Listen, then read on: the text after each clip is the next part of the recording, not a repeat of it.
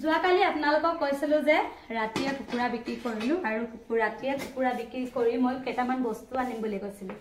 আৰু এই বস্তু কেইটা মানে অন্তত 10 বছৰ মান যাব বেছিয়ে যাব মই ঘৰ বনোৱা আগতে আনা বস্তুখিনি এতিয়ালৈকে একো বেয়া হোৱা নাই আৰু সেইখিনি এতিয়া 10 বছৰ চলি আছে আৰু এইখিনি বস্তুটো কিমান দিন যাব আপোনালোকে দেখিলে গম পাব আৰু কি কি আনিলো আপোনালোকক দেখাও দে তেনেহলে এইয়া 3 কেজি মান চাউল ধৰা এটা সৰু আনিলো যাতে আমাৰ ঘৰলে কম কম আলহী আহিলে যাতে 3 কেজি 2 কেজি চাউল মানে বনাব পৰাকে ভাত বনাব পৰাকে এটা সৰু কিনি আনিলো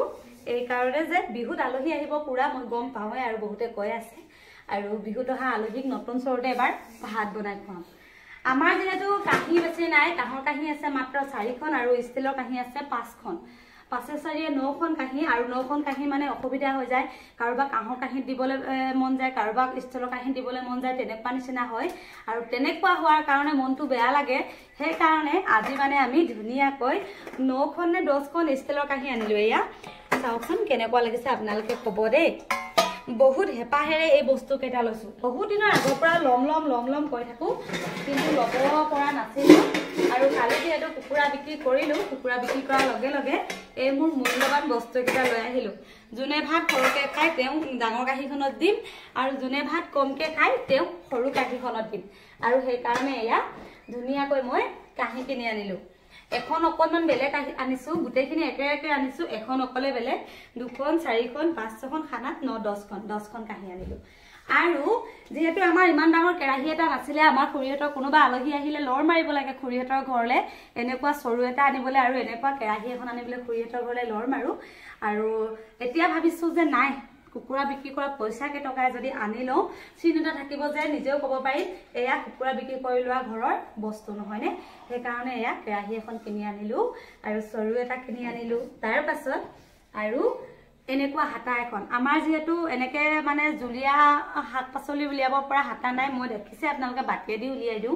এনেকুৱা হাতা এখন আগতে কিনিছিলো কেনেকে জানো হেৰাই গল নাজানো তাৰ পাছৰ পৰা কিনা নাই আৰু সেই কাৰণে এনেকুৱা হাতা এখন কিনি আনিলো তাৰ পাছত আকৌ এখন হাতা কিনি আনিছো যাতে মানুহ সৰহ হলে নিজে নিজে উলিয়াই লৈ খাব পৰাকে এনেকুৱা এখন হাতাও কিনি আনিছো আৰু আলহী আহিব বিহুৰ কথা বিহুতো কাৰোবাক সাজ দিব লাগিব নতুবা কাৰোবাক তো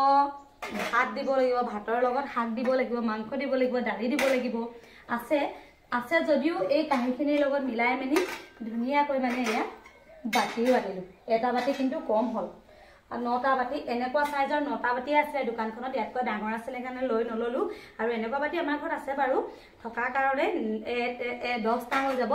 আৰু 10খন কাহি 9টা বাটি হাতা 2খন ভাতৰ সৰু এটা কেৰাহী এখন আৰু এইকেটা বস্তু ললো আজি মই কুকুৰা বিক্ৰী কৰি 3500 টকা কুকুৰা বিক্ৰী কৰি পাইছিলো আৰু 3200 টকা কাহি বাটিখিনিত 300 টকা